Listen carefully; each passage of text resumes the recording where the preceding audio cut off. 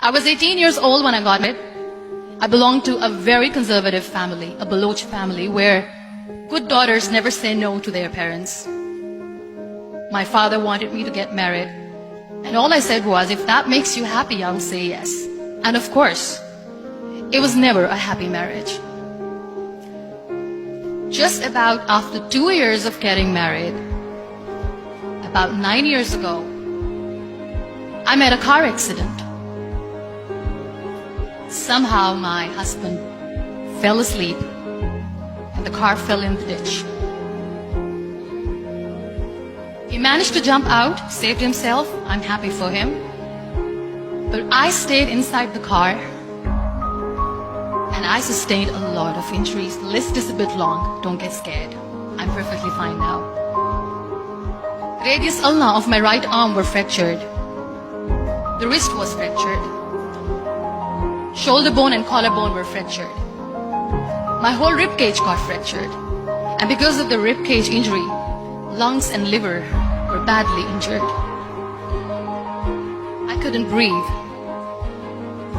I lost urine and bowel control. That's why I have to wear the bag wherever I go.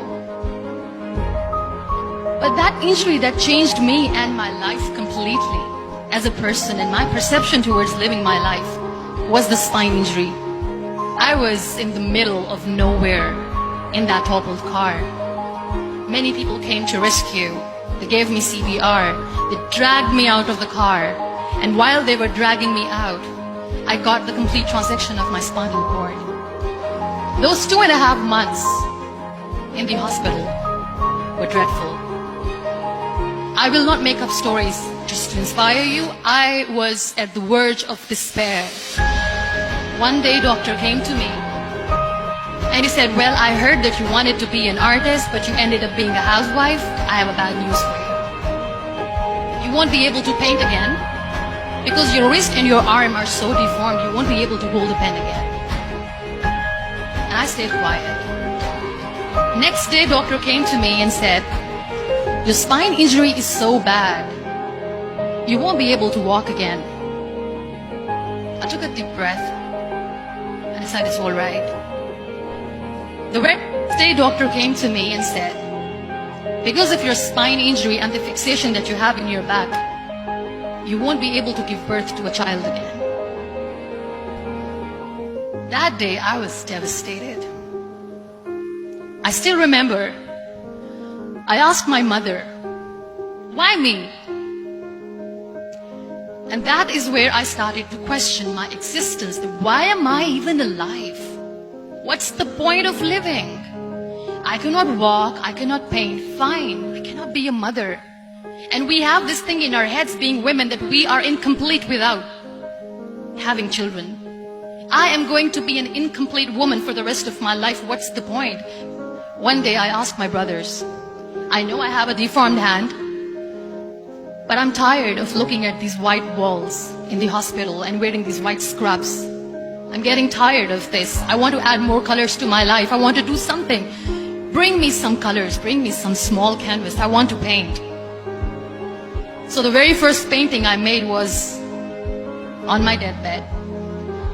There were a lot of infections in my body, a lot of allergies. So doctors wanted me to lie down on the bed straight for not 6 months, for not 1 year, for 2 years. That was the time where I realized how lucky people are, but they don't realize. After 2 years and 2.5 months, when I was able to sit on a wheelchair, that was the day when I had the rebirth. I was a completely different person. I still remember the day I sat on the wheelchair for the first time, knowing that I'm never going to leave this, knowing that I won't be able to walk for the rest of my life. I saw myself in the mirror and I talked to myself. And I still remember what I said. I cannot wait for a miracle to come and make me walk. That day I decided that I'm going to fight my fears. We all have fears. Fear of unknown, fear of known, fear of losing people, fear of losing health, money. We want to excel in career. We want to become famous. We want to get money. We are scared all the time. So I wrote down one by one all those fears. And I decided that I'm going to overcome these fears one at a time. Do you know what was my biggest fear? Divorce. I was trying to cling on to this person who didn't want me anymore, but I said no. I have to make it work. But the day I decided that this is nothing but my fear, I liberated myself by setting him free. And I made myself emotionally so strong that the day I got the news that he's getting married, I sent him a text that I'm so happy for you and I wish you all the best. And he knows that I pray for him today. My biggest fear, number 2, was I won't be able to be a mother again. And that was quite devastating for me.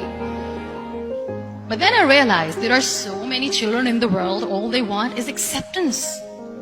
So there is no point of crying, just go and adopt one. And that's what I did. I gave my name in different organizations, different orphanages.